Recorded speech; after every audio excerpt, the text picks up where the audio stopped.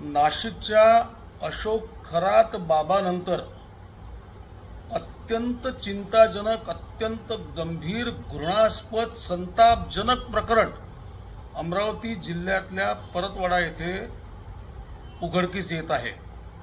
एक मोठं sex racket किंवा चांगल्या घरातील, वेगवेगळ्या घरातील, वेगवेगळ्या धर्मातील मुलींना आपल्या प्रेमाच्या जाळ्यात फसवून त्यांचं लैंगिक शोषण करायचं, त्यांचे व्हिडिओ काढायचे आणि त्यांच्या व्हिडिओवरून त्यांना ब्लॅकमेल करायचं, असं एक प्रकरण परतवाड्यामध्ये घडतं आहे।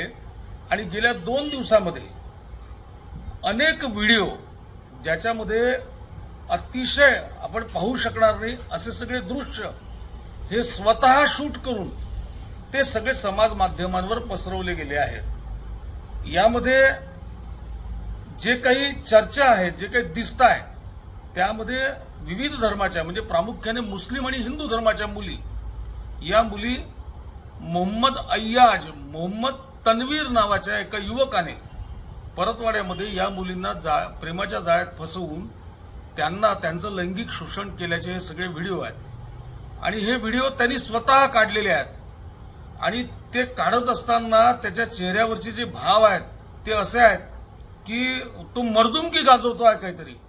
आणि ते व्हिडिओ आता समाज माध्यमांवर अपलोड झालेले आहेत। समाज माध्यमांवर अपलोड झाल्यानंतर हा मोहम्मद अय्याज, मोहम्मद तन्वीर जो आहे, या तरुणाचं संपूर्ण कुटुंब हे परतवाड्यातून गायब झालेलं आहे। घराला त्यांनी कुलूप लावून ठेवलेलं आहे। पोलिसांकडे अजून कोणत्याही मुलीची तक्रार आलेली नाही।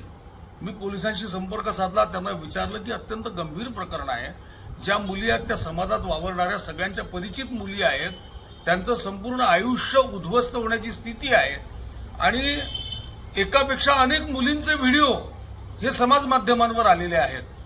त्यामुळे हे प्रकरण अतिशय गंभीर आहे, अत्यंत संतापजनक आहे।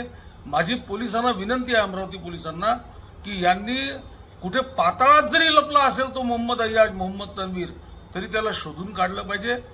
मुस्लिम धर्मातल्या मुली असतील, हिंदू धर्मातल्या मुली असतील, या मुलींचं ब्लॅकमेलिंग करून ज्या पद्धतीने मोहम्मद अय्याज, मोहम्मद तन्वीरनी त्यांना वापरून घेतलेलं आहे, त्यांना ब्लॅकमेल केलेलं आहे, त्यांचे अत्यंत अश्लील असे व्हिडिओ काढलेले आहेत, त्याला कठोर शिक्षा झाली पाहिजे, त्याला फटके मारले पाहिजे, त्याच्या पूर्ण कुटुंबियांना आतमध्ये केलं पाहिजे।